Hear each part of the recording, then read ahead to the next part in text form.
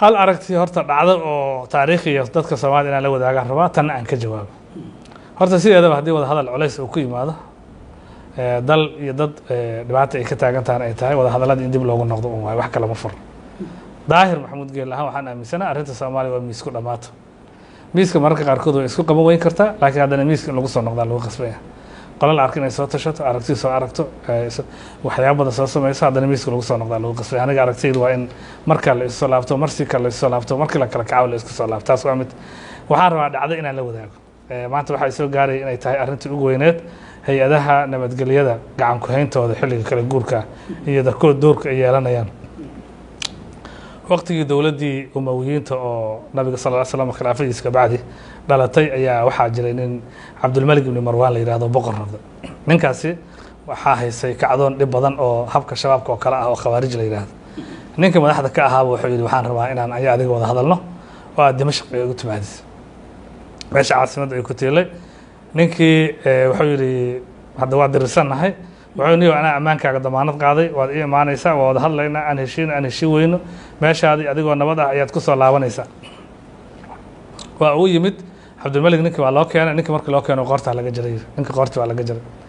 nin sheekha oo mufti ahoo meesha la joogay wuxuu yidhi ka warram ninkii dhibka badan ugu waday waa soo waa la ii keenay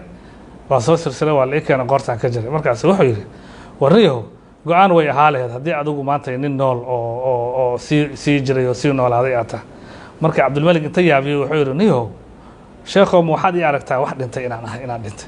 markaasu wuxuu yidhi war niyahow boqorow nin boqora oon ballan lahayn oo qofka uu bixiyo aanu baxsanayn oo xariga uu xidho uusan xirnayn xayaatadiisa qiimahay leedahay ma ii sheegi kartaa yidhi nin baad ammaan gelisay nin baad wax u ballan qaaday nin baad tidhi nabadaad ku noqonaysaa nin baad wada hadal ugu yeertay waa dhagartay ma ii sheegi kartaa yidhi waxa ay noqon karto cabdulmalik waa yaabiye wuxuu yidhi hadalkan haddii hadda kahor aan maqli lahaa woona anfici lahaa oo waxba u itar lahaa buu yidhi madaxweynaha hadda joogay oo xilkiisu dhammaaday guddoomiyihiisi baarlamaanka isgaleen ciidana ugu baqdo qaawiyey ra-iisul wasaarihiis way isgaleen si aan sharci ahayn u maagay madaxweynayaashii ka horreeyay weerar ku qaaday guryo siyaasiyiin buu u dhacay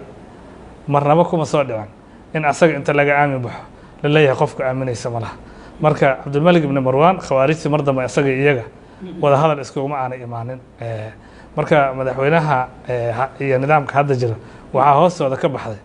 baydhabo ku duul oo dad ku soo dil dhuusamareeb ku duul oo dad ku soo dil muqdisho ku duul oo dad ku soo dil madaxweynaha xilka ku wareejiyey weerar gudoomiyahaaga ciidan oo kor dhoob ra-iisul wasaarahaaga xabad kala daal markuu xilka ka degay dadkuna sidii ha ku aaminaano madaxtooyada ha kuugu yimaadaano inaanay isqabanaynin marka waxaan leeyahay walaalkayo waqtiga lagu aamin lahaa waa uu kaa dhammaaday waqtiga qori lagu aamin lahaa waa uu kaa dhammaaday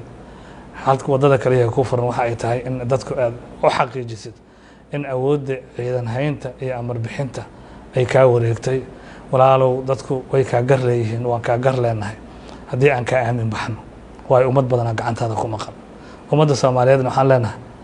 hebel dil oo duugi oo hebel kale dil oo duugi oo hebel kale ku duuliyey idinka ha idin dhammaystire u imaada oo meeshiisa lagu shiray cid dhehaysa caqliguna keeni maayo nimanka marka arrinkaa kala hadlay aniga waa igula saxan yihiin maxamed cabdulaahi maxamed farmaajo amni uu gacanta ku hayo layskuma aaminaan waayo magaciisa ogaado ciidanka lama diidano xoogga dalka lama diidano booliiska lama diidano niise lama diidano odaga way waayo intaas iyagoo jiraan ayaa doorashooyinka la qaba jiray waxa isbedelo waxaa waaye duqa amrayo oo qalluuciyo ah oo maqurxiyo ah oo maxamed ah